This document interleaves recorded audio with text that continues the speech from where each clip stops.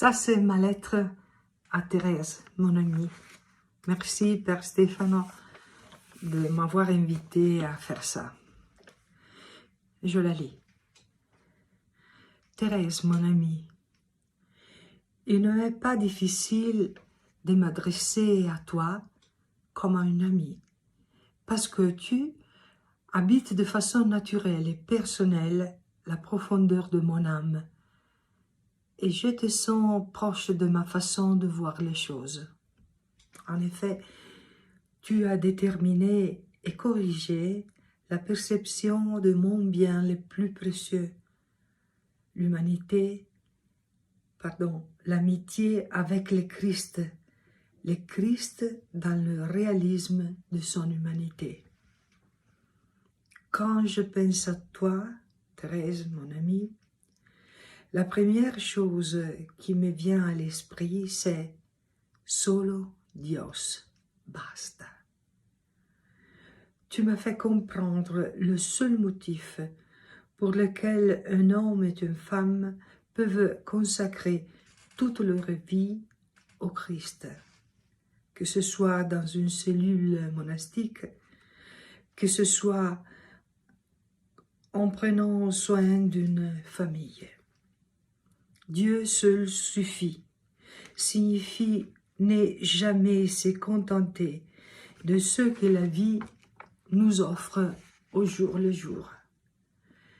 Cela veut dire ne pas en rester au plaisir immédiat que nous donnent les choses, les affections, la connaissance. Cela veut dire demander toujours quelque chose de plus à la vie.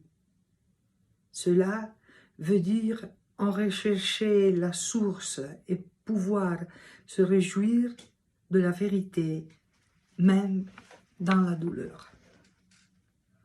Cela veut dire traiter Dieu comme un ami dans la prière et aussitôt plonger dans le concret de la matière et des activités. Plonger dans le concret.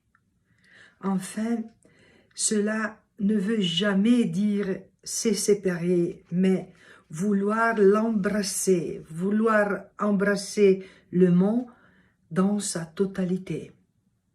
Thérèse, mon amie, j'aime beaucoup ta féminité, qui émane de toi avec douceur et force ensemble. Tu as dit à Dieu, je remets tout, je te donne tout.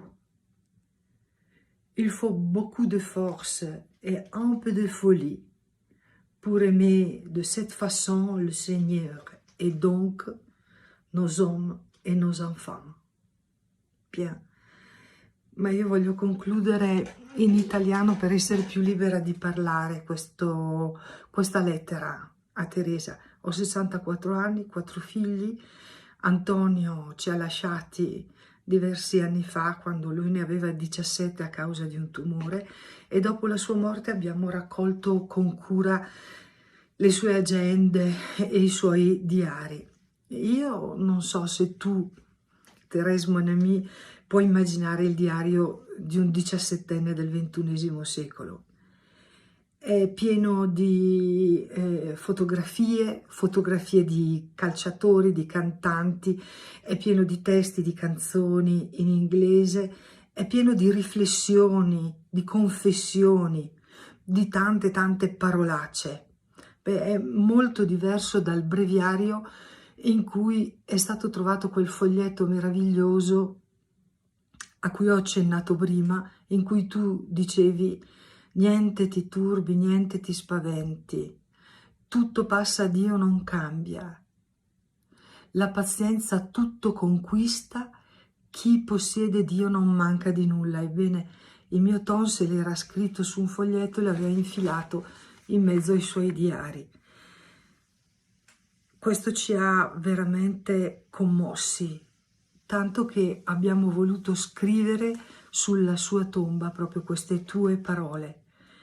E dunque come non sentirti amica, visto che condividiamo il mio bene più grande.